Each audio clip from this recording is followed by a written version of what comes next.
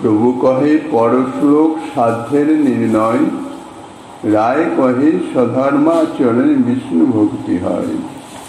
কলিযুগ পাবন অবতার পরম করুণাময় শ্রী শ্রী গৌরাঙ্গ সুন্দরের পরম অন্তরঙ্গ প্রিয় পার্শ্বদবর্জ পূজ্যপাদ শ্রীকৃষ্ণদাস কবিরাজ গোস্বামী মহাশয় তাহার শ্রী শ্রী চৈতন্য চরিতামৃত নামক শ্রী গ্রন্থের মধ্য লীলার অষ্টম পরিচ্ছেদে রায় রামানন্দের সঙ্গে মহাপ্রভুর সাধ্য সাধন তত্ত্ব নিরূপণ প্রসঙ্গে যে কথোপকথন আলাপন তাহাই বর্ণনা করিতেছেন। প্রভুর প্রশ্ন যে পরশ্লোক সাধ্যের নির্ণয়, সে সম্বন্ধে আমরা ইতিপূর্বে আস্বাদন করেছি। তার উত্তরে রায় রামানন্দ বলছেন, স্বধর্ম আচরণে বিষ্ণু ভক্তি হয়।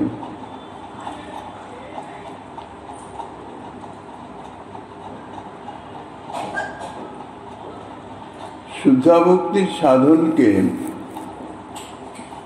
বলা হয় উত্তমা ভক্তি, উত্তমা সাধনা ভক্তি। এই যে বিষ্ণু ভক্তি, বিষ্ণু ভক্তি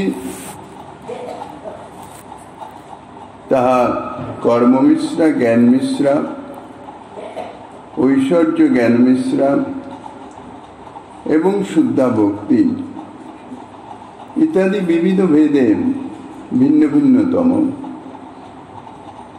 কর্মমিশ্রা, জ্ঞান মিশ্রা ইত্যাদি সম্বন্ধে গতকল্য যৎকিঞ্চিৎ আস্বাদনের প্রয়াস পেয়েছিলাম।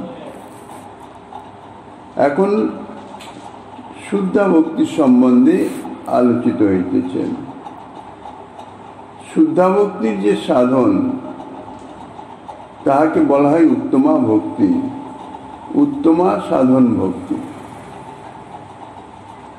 শ্রীরূপ গোস্বামীপাদ ভক্তি রসামৃত সিন্ধুতে এই উত্তমা সাধন ভক্তির লক্ষণ বর্ণনা করেছেন। অন্যাভিলাষিতা শূন্যম জ্ঞান ও কর্মাদ্দনাবৃতম আনুকূল্যেন কৃষ্ণানুশীলনম ভক্তির উত্তমা। ভক্তি রসামৃত সিন্ধুর এই শ্লোক থেকে জানা যাচ্ছে শ্রীকৃষ্ণের অনুশীলনই হইতেছে উত্তমা ভক্তি বা শুদ্ধা ভক্তি লাভের সাধন। কৃষ্ণানুশীলনং ভক্তির উত্তমা, কৃষ্ণ অনুশীলনই হচ্ছে উত্তমা ভক্তি। তো সেই যে অনুশীলন, সে অনুশীলন সম্বন্ধেও শ্রীরূপ গোস্বামী বলেছেন কিরূপ অনুশীলন না আনুকূল্যেন কৃষ্ণানুশীলনম। আনুকূল্যেন অর্থাৎ শ্রীকৃষ্ণ সেবার যাহা অনুকূল, সেই অনুকূল ভাবে শ্রীকৃষ্ণ সেবা, অর্থাৎ তাহার প্রীতির অনুকূল যে অনুশীলন বা চর্চা, তাহাই হচ্ছে আনুকূল্যেন। যে সমস্ত অনুষ্ঠান বা ভাবনাদি শ্রীকৃষ্ণের প্রীতির অনুকূল হবে, অর্থাৎ যাহাতে শ্রীকৃষ্ণের প্রীতি হবে বা প্রীতি আরো বর্ধিত হবে, সেই সমস্ত অনুষ্ঠান, সেই সমস্ত ভাবনা চিন্তা, সেই সমস্ত ক্রিয়া, তাহা হচ্ছে উত্তমা ভক্তি। রাবণ, কংস ইত্যাদি যে অসুরগণ ছিলেন, যাহারা নিরন্তর রামের সঙ্গে কৃষ্ণের সঙ্গে শত্রুতা করেছেন, অর্থাৎ তাদের যে কৃষ্ণ সম্বন্ধীয় আচরণ তাহা অনুকূল ছিল না, তাহা ছিল প্রতিকূল। কংসের তো এমন অবস্থা এসে গেছিল যে তার যাহা যাহা নেত্র পড়ে তাহা কৃষ্ণের স্ফুরে, যাই দেখতো তাতেই কৃষ্ণকে যেন দেখতে পেত। এই আমার কাল এসছে, এই আমার, এমন তন্ময়তা তার জেগে গেছিল কৃষ্ণ ভাবনা করতে করতেন, যা অতি উত্তমা ভক্তির লক্ষণ। কিন্তু সেটিকে শাস্ত্রী বা মহাজনগণ ভক্তি বলেন নাই, কেন? কংসের যে শ্রীকৃষ্ণ সম্বন্ধনীয় যে ভাবনা, যে চিন্তাধারা, যে চিন্তা, নিরন্তর যে চিন্তা, তাহা শ্রীকৃষ্ণের প্রীতির অনুকূল ছিল না, প্রতিকূল ছিল। তাহলে দেখা যাচ্ছে যে শ্রীকৃষ্ণ সম্বন্ধনীয় প্রতিকূল যে সমস্ত আচরণ, তাহা ভক্তির অঙ্গ নয়। ভক্তি তো নয়, ভক্তির অঙ্গও নয়। শ্রীকৃষ্ণ বিষয়ক অনুশীলনকে উত্তমা ভক্তিতে পরিণত করতে হলে শ্রীকৃষ্ণের প্রীতির অনুকূলতা তো থাকা চাই, সেই সঙ্গে সঙ্গে আরো কিছু থাকা চাই, যেটি শ্রীরূপ গোস্বামী ভক্তি রসামৃত সিন্ধুতে বলছেন। আরো দুটি জিনিস বলেছেন, একটি অন্নাবিলাসিতা শূন্যম, আরেকটি হচ্ছে জ্ঞান কর্মাদ্যনাবৃতম। অন্ন অভিলাষ ইত্যাদি শূন্যতা হতে হবে, অর্থাৎ অন্ন অভিলাষ ইত্যাদি কোনো কিছু তার মধ্যে থাকবে না। আর জ্ঞান কর্মাদি দ্বারা অনাবৃত তত্ত্ব, জ্ঞান কর্মের দ্বারা সেই শুদ্ধা ভক্তি কোনোভাবেই সংস্পর্শ না হবে না। অন্নাবিলাসিতা শূন্য পদের তাৎপর্যই যে কৃষ্ণানুশীলনে শ্রীকৃষ্ণ সেবা এবং সেবার অনুকূল বিষয় ব্যতীত শুধুমাত্র শ্রীকৃষ্ণ সেবা এবং শ্রীকৃষ্ণ সেবার অনুকূল বিষয় ব্যতীত ভক্তি মুক্তি আদি অন্য কোনো বাসনা থাকতে পারবে না, অন্য কোনো অভিলাষ থাকতে পারবে না। ভক্তি অর্থাৎ জড়জাগতিক ভোগ সুখ ইত্যাদি, আর মুক্তি অর্থাৎ যে পঞ্চবিধা মুক্তি,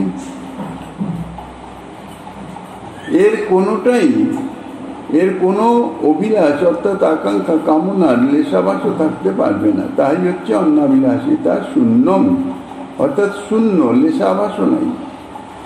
সাধনকালে একমাত্র লক্ষণ থাকবে শ্রীকৃষ্ণ সুকৈক তাৎপর্যময়ী সেবার দিকে।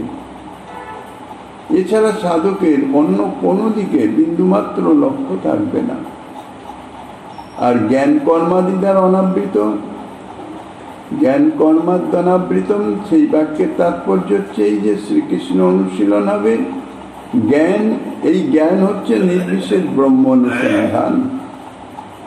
জ্ঞানীগণের যে জ্ঞান, জ্ঞান সাধনার যে জ্ঞান, সেই জ্ঞান।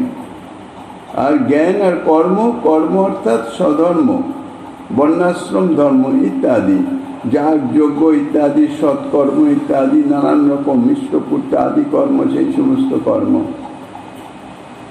জ্ঞান কর্মাদ্য অনাবৃতম, জ্ঞান কর্ম আদি, এই আদি শব্দে হচ্ছে যোগ বৈরাগ্য প্রভৃতি।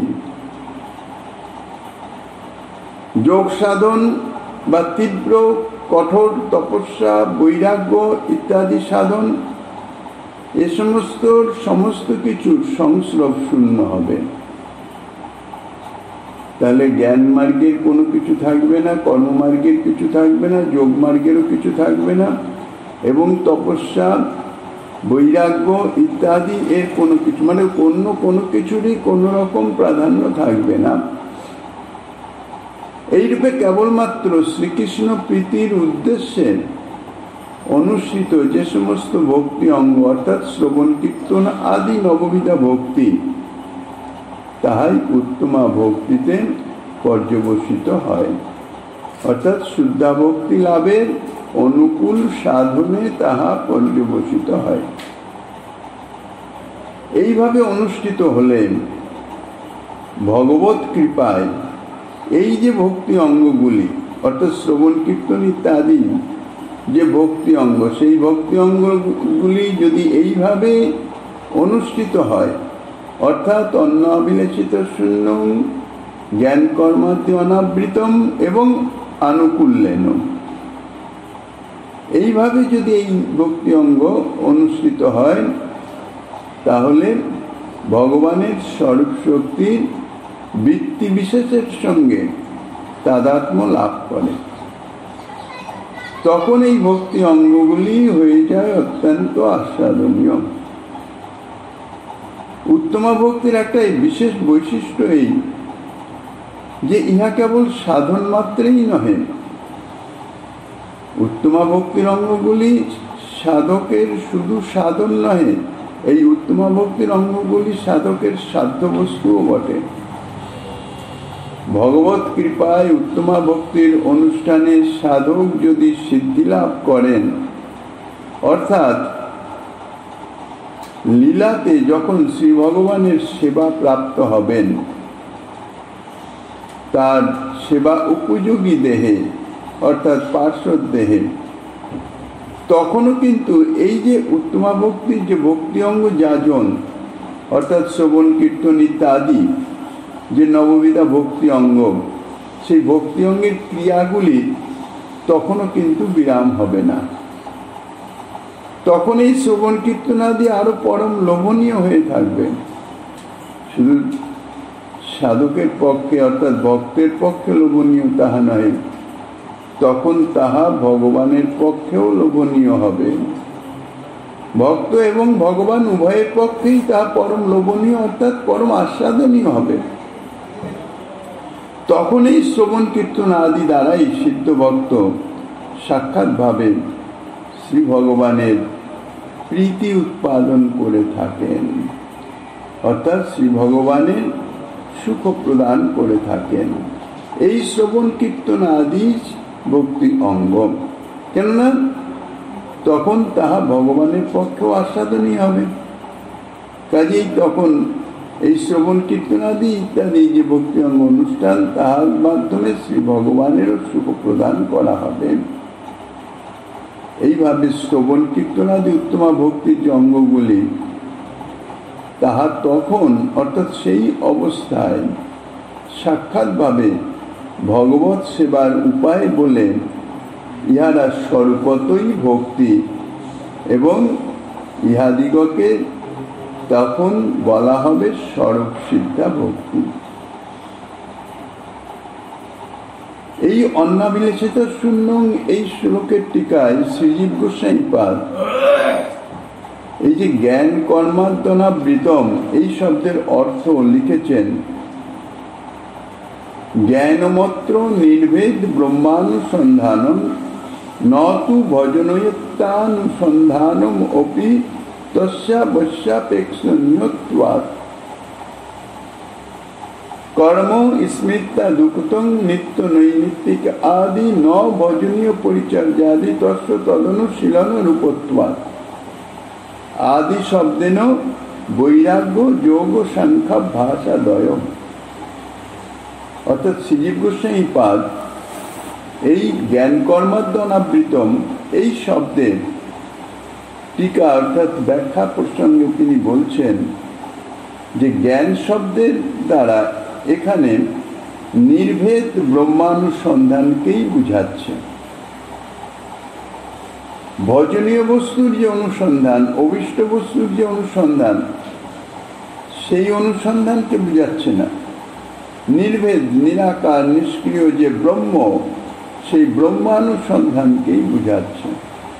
কারণ ভজনীয় বস্তুর অনুসন্ধান সেটা তো অবশ্যই কর্তব্য। ভজনীয় বস্তুর যদি অনুসন্ধানই না থাকে, তাহলে ভজনটি হবে কি করে? সে তো আধার শূন্য হয়ে যাবে, নিরালম্বম হয়ে যাবে।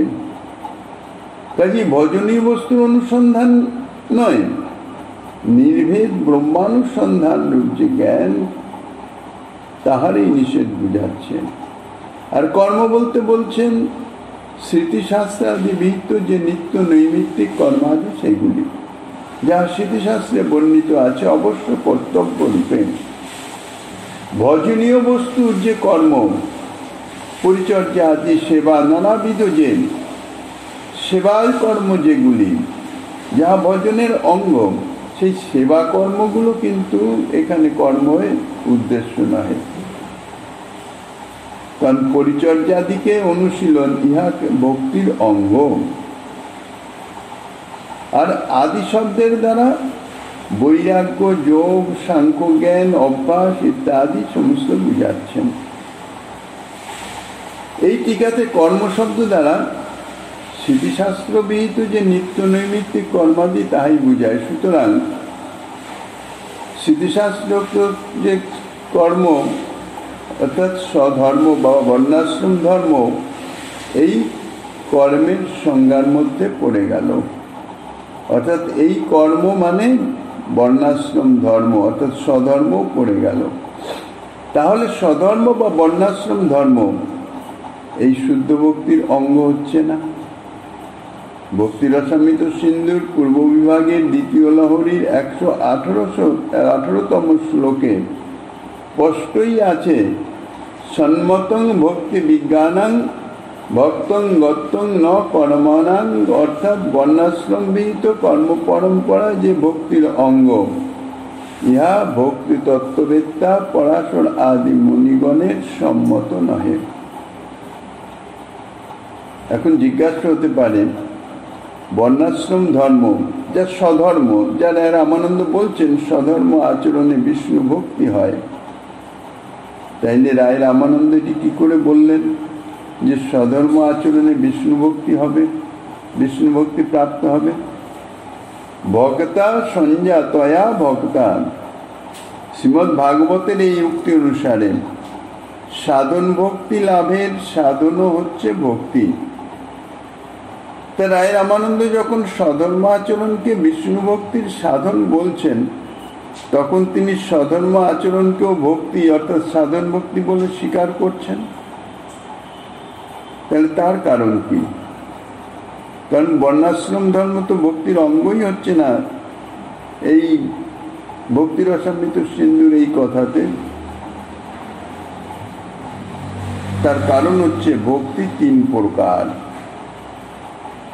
আরোপ সিদ্ধা ভক্তি, সঙ্গ সিদ্ধা ভক্তি এবং স্বরূপ সিদ্ধা ভক্তি।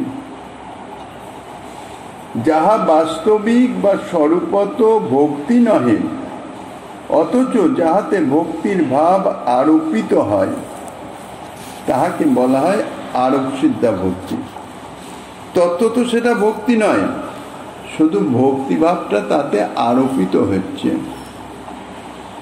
কিন্তু স্বরূপত ভক্তি না হলেও ভক্তির পরিকর রূপে নির্দিষ্ট তদন্তপাতি জ্ঞান বা কর্ম যা ভূত বৈরাগ্য বা দানাদি ভক্তির সঙ্গে যদি থাকে, তাহলে তাহাকে বলা হয় সঙ্গসিদ্ধা ভক্তি। আর শ্রী ভগবানের নাম গুণ লীলাদি শ্রবণ কীর্তন স্মরণ মননাদি, তাহা হইতেছে স্বরূপ সিদ্ধা ভক্তি বা স্বরূপত ভক্তি।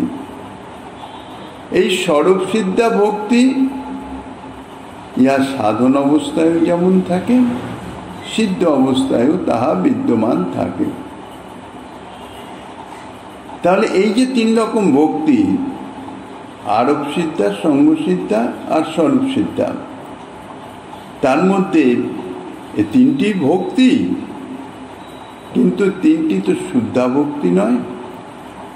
বর্ণাশ্রম ধর্ম হচ্ছে আরোপ সিদ্ধা ভক্তি মাত্র, ইহা স্বরূপত ভক্তি নয়, ইহাতে ভক্তির ভাবটি আরোপিত হয় মাত্র। বর্ণাশ্রম ধর্ম পুরুষের একটি প্রয়োজন হলেও ইহা বিষ্ণু ভক্তি নয়। এখন তাহাতে জিজ্ঞাসা আসতে পারে, প্রশ্ন আসতে পারে, যদি ভক্তিই না হয়, তাহলে এতে ভক্তির ভাব আরোপিত হবে কেন? তার উত্তরে বলা যায়, ভক্তি রসামৃত সিন্ধুতে শ্রীযুগ গোস্বামী পাদ পূর্ব বিভাগে দ্বিতীয় লহরীর 118 শ্লোকের টিকায় শ্রীপাদ জীব গোস্বামী পাদ যে লিখেছেন, বর্ণাশ্রমাচারিত্যাদিকং অজাত দৃঢ় শ্রদ্ধান শুদ্ধ ভক্তান অধিকারিণঃ প্রত্যেক বক্ত মিতি ভাব, অর্থাৎ যাহাদের দৃঢ় শ্রদ্ধা নাই, শ্রদ্ধা খুব কমল, মানে হালকা ভাবে শ্রদ্ধা, সুতরাং শুদ্ধা ভক্তিতে যাহাদের অধিকার নাই। কেননা ভক্তির ক্রমতে আদৌ শ্রদ্ধাটি দৃঢ় হলে তারপরে সে পরবর্তী স্টেজে যাবে। এখন যাদের শ্রদ্ধা দৃঢ়ই হয় নাই, স্বাভাবিকভাবে যাকে কোমল শ্রদ্ধা বলে, তাদের তো শুদ্ধা ভক্তিতে অধিকার জন্মে নাই।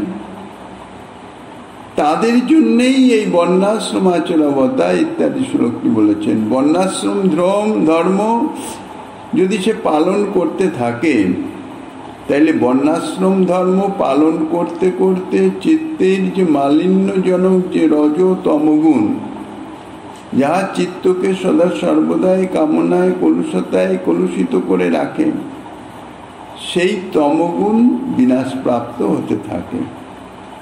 এখন তমগুণ বিনাশ প্রাপ্ত হয়ে যখন সত্যগুণের বৃদ্ধি লাভ হবে, 3 গুণে তো প্রতি জীবের হৃদয়ে 3 গুণই বিরাজমান আছে। কারো মধ্যে সত্যগুণের আধিক্য আছে, কারো রজগুণের, কারো তমগুণের, এবং সেই যে গুণের আধিক্য থাকে তদ অনুযায়ী তার প্রবৃত্তি হয়। তাহলে বর্ণাশ্রম ধর্ম যদি ঠিক অর্থাৎ স্বধর্ম যদি ঠিক পালন করা যায়, তাহলে রজতম গুণের ধীরে ধীরে নাশ হতে হতে সত্যগুণের বৃদ্ধি হতে থাকে। তখন সৌভাগ্যক্রমে কোনো মহৎ লোকের কৃপায়, মহতের কৃপায় তার ভক্তি প্রাপ্তি হতে পারে। অর্থাৎ ভক্তি প্রাপ্তির একটা সম্ভাবনা বা একটা সুযোগ আছে এই স্বধর্ম আচরণে। এই সম্ভাবনাতেই বর্ণাশ্রম ধর্মের ভক্তির ভাব আরোপিত হয়েছে। কিন্তু যথার্থ ভক্ত সঙ্গ ব্যতীত অন্য কোনো কিছুতেই ভক্তি লাভ হতে পারে না, ভক্তি জন্মাতে পারে না, ভক্তি প্রকাশিত হতে পারে না। কবিরাজ গোস্বামীপাদ তাই বলছেন, কৃষ্ণ ভক্তি জন্মমূল হয় সাধু সঙ্গ। কৃষ্ণ ভক্তির জন্ম যে মূল, তাহা হচ্ছে সাধু সঙ্গ, ভক্ত সঙ্গ, ভক্ত কৃপা। ভক্ত কৃপা ব্যতীত যথার্থ কৃষ্ণ ভক্তির জন্মই হয় না, অর্থাৎ কৃষ্ণ ভক্তির প্রকাশই হয় না। এখন বর্ণাশ্রম ধর্মে নিষ্ঠাবান লোকই যে নিষ্ঠা সহকারে স্বধর্ম আচরণ করছেন, অর্থাৎ বর্ণাশ্রম ধর্ম আচরণ করছেন, নিষ্ঠা সহকারে আচরণ করলেই যে তিনি শুদ্ধা ভক্তির অধিকারী হয়ে যাবেন তাহা নয়। যাহার শ্রদ্ধা আছে একমাত্র তিনিই হচ্ছেন ভক্তির অধিকারী, অর্থাৎ যার দৃঢ় শ্রদ্ধা আছে। তাই বলছেন, শ্রদ্ধাবান জন হয় ভক্তির অধিকারী। হৃদয়ে যদি শ্রদ্ধাজাত না হয়, অর্থাৎ ঠিক শ্রদ্ধাজাত না হয়, তাহলে সে যথার্থ ভক্তির অধিকারী হতে পারবে না। তা বর্ণাশ্রম অর্থাৎ স্বধর্ম, রায় রামানন্দের যে কথা, কোনো কথাটাই অহেতুক নয়। একদম প্রাথমিক স্তরে যে সমস্ত জীব, যাদের ভক্তির কোনো লেশাভাস গন্ধ নাই, তাদের জন্য এটি। বর্ণাশ্রম ধর্ম ঠিক যদি পালন করে, তাহলে ধীরে ধীরে তাদের শ্রদ্ধা জাত হতে থাকবে। আর শ্রদ্ধা সে লাভ করলে তখন তিনি ভক্তি আচরণের অধিকারী হবেন। ভক্তি রসমিত সিন্ধিত আছেন আদৌ শ্রদ্ধা তত সাধুসঙ্গ অথ ভজন ক্রিয়া। অর্থাৎ প্রথমে শ্রদ্ধা জাত হবে এবং সেই শ্রদ্ধা সহকারে যে সাধুসঙ্গ হবে, শ্রদ্ধার সহিত যে সাধুসঙ্গ হবে, সাধুসঙ্গ হলেই যে তাহাতে ভক্তি লাভ হবে তাহা নয়। শ্রদ্ধা সহকারে যদি সাধুসঙ্গ হয়, তাহলে সেই সাধুসঙ্গের মাধ্যমে মহৎ কৃপাতে তাহার ভজন ক্রিয়া শুরু হতে পারে। এখন প্রশ্ন হচ্ছে যে এই যে শ্রদ্ধাবান জন হয় ভক্তির অধিকারী, এই যে শ্রদ্ধা কাকে বলে? একমাত্র শ্রীকৃষ্ণ ভক্তি দ্বারাই যে অন্য সমস্ত কার্যের ফল পাওয়া যায়, অর্থাৎ শ্রীকৃষ্ণ ভক্তি যে একমাত্র সার সর্বস্ব, সেটাই যে আচরণ করা উচিত, সেই বাক্যে, শাস্ত্রের এই বাক্যে সুদৃঢ় বিশ্বাস, নিশ্চিত বিশ্বাস, তাকে বলা হয় শ্রদ্ধা। এমনি সাধারণভাবে আমাদের একটি শ্রদ্ধার ভাব দেখা যায়, বিভিন্ন ব্যক্তিতে শ্রদ্ধা, বিভিন্ন বিষয়ে শ্রদ্ধা। এই শ্রদ্ধা যথার্থ শ্রদ্ধা নয়। অর্থাৎ এই শ্রদ্ধার মাধ্যমে ভক্তি সাধনের অধিকারী হওয়া যায় না। কবিরাজ গোস্বামী পাদের যে শ্রদ্ধাবান জন হয় ভক্তি অধিকারী, সেই যে শ্রদ্ধা, অর্থাৎ যিনি শ্রদ্ধা লাভ করেছেন তিনি শ্রদ্ধাবান। তো সেই যে শ্রদ্ধা, সেই শ্রদ্ধা হচ্ছে কি, কবিরাজ গোস্বামী পাদ সে সম্বন্ধেও বলেছেন, শ্রদ্ধা শব্দে কহিয়ে বিশ্বাস সুদৃঢ় নিশ্চয়, কৃষ্ণ ভক্তি কইলে সর্বকর্ম কৃত হয়। শ্রদ্ধা শব্দে একটা বিশ্বাস। কিসের উপর বিশ্বাস? যে যদি কৃষ্ণ ভজন করি আমি, তাহলে আমার সমস্ত কর্ম করা হয়ে যাবে।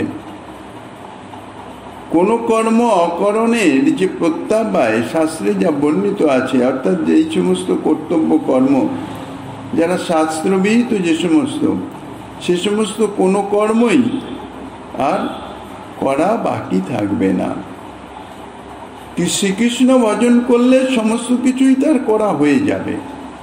এই যে বাক্য, এই বাক্যে অর্থাৎ এই কথায় বিশ্বাস, সেই বিশ্বাসটি আবার কিরকম হবে? যেমন তেমন বিশ্বাস নয়।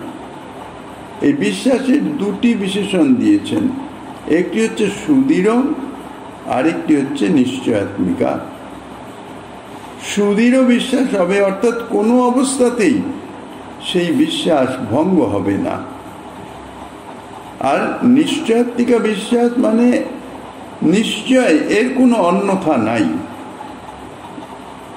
একদম স্থির নিশ্চিত।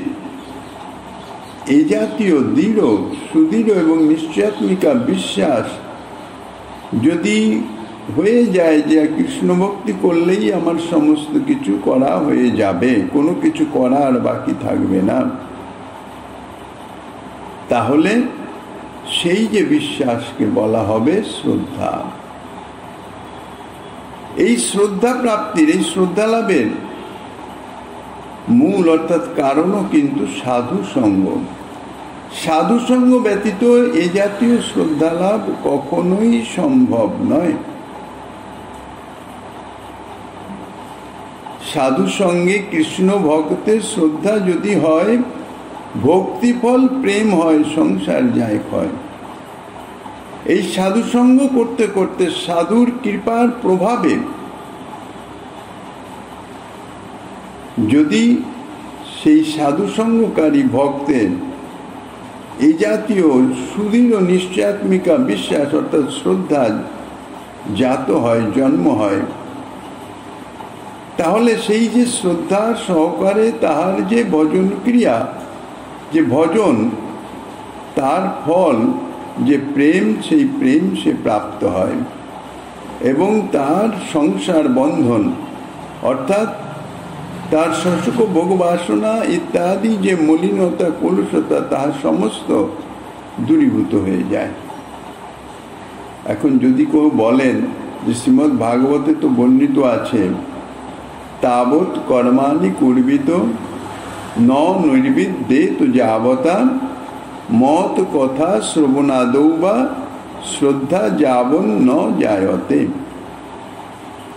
শ্রীমদ্ ভাগবতের এই শ্লোকে তো বলা হচ্ছে যে পর্যন্ত ভগবত কথায় শ্রদ্ধা না জন্মে বা জড়জাগতিক বিষয়ের প্রতি বৈরাগ্য না জন্মে, সেই পর্যন্ত তাবৎ কর্মাণি কুর্বিত, সেই পর্যন্ত বর্ণাশ্রম বিহিত কর্ম সকল করতে হবে। তাহলে বর্ণাশ্রম ধর্মের পালনেই যে শ্রদ্ধা ও বিষয় বৈরাগ্য জন্মাতে পারে, প্রকারান্তরে শ্রীমদ্ ভাগবতের শ্লোকে এটাই তো বোঝা যায়। তার উত্তরে বলছেন যে বর্ণাশ্রম ধর্মের অনুষ্ঠান করতে করতে ইতিপূর্বে বলা হয়েছে নিষ্ঠা সহকারে যদি স্বধর্ম আচরণ করা যায়, অর্থাৎ বর্ণাশ্রম ধর্ম পালন করা যায়, তাহলে কি হবে? রজগুণ তমগুণ ক্ষয় হতে থাকবে, আর তার পরিবর্তে রজগুণ তমগুণ ক্ষীণ থেকে ক্ষীণতর হতে থাকবে, আর তার পরিবর্তে সত্যগুণের বৃদ্ধি হতে থাকবে। এই যে সত্যগুণের বৃদ্ধি, সত্যগুণ হচ্ছে প্রকাশ ধর্মী। সত্যগুণের বৃদ্ধি হলে তাহাতে শ্রদ্ধা এবং বিষয় বৈরাগ্য জন্মবার সম্ভাবনা মাত্র আছে। ইহাই হচ্ছে উক্ত শ্লোকের তাৎপর্য। বর্ণাশ্রম ধর্ম দ্বারা যে নিশ্চিত শ্রদ্ধা জন্মাবেই এমন বলা যাবে না, তবে শ্রদ্ধা জন্মাবার সম্ভাবনা থাকে, সুযোগ থাকে। শ্রীমন মহাপ্রভু সনাতন গোস্বামী পাদকে সনাতন শিক্ষায় বলেছেন, অসৎ সঙ্গ ত্যাগ এই বৈষ্ণব আচার, স্ত্রী সঙ্গী এক অসাধু, কৃষ্ণা ভক্ত আর। এইসব ছাড়ি আর বর্ণাশ্রম ধর্ম, অকিঞ্চন হইয়া লয় কৃষ্ণের শরণ।